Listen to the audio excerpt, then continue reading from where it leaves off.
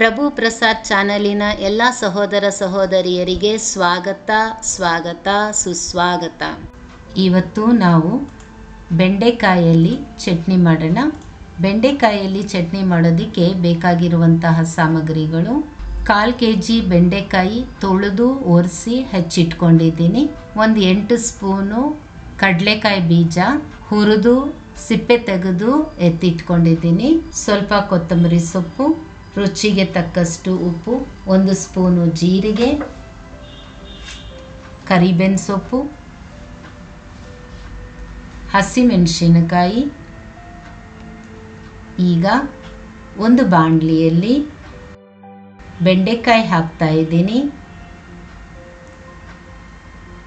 2 spoon ಎಣ್ಣೆ ಹಾಕ್ತಾ ಇದ್ದೀನಿ.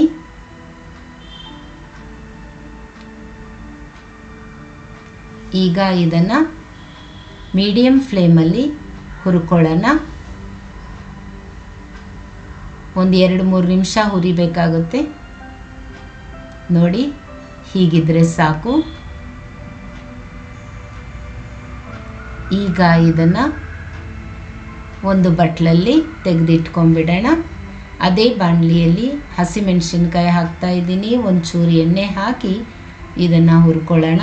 ಹಸಿಮೆಣಸಿನ್ಕಾಯಿ ಮುರಿದು ಹಾಕಬೇಕು, ಇಲ್ಲಾಂದರೆ ಅದು ಪಟ್ ಅಂತ ಹೊಡ್ಕೊಳ್ಳುತ್ತೆ. ನೋಡಿ, ಹೀಗೆ ಹುರ್ಕೊಳ್ಳೋಣ. ಇದನ್ನು ಸಹ ಅದೇ ಬೆಂಡೆಕಾಯಲ್ಲಿ ತೆಗೆದಿಟ್ಕೊಂಡ್ಬಿಡೋಣ.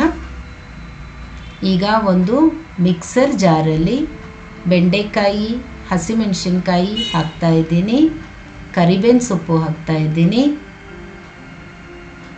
ಜೀರಿಗೆ, ಉಪ್ಪು,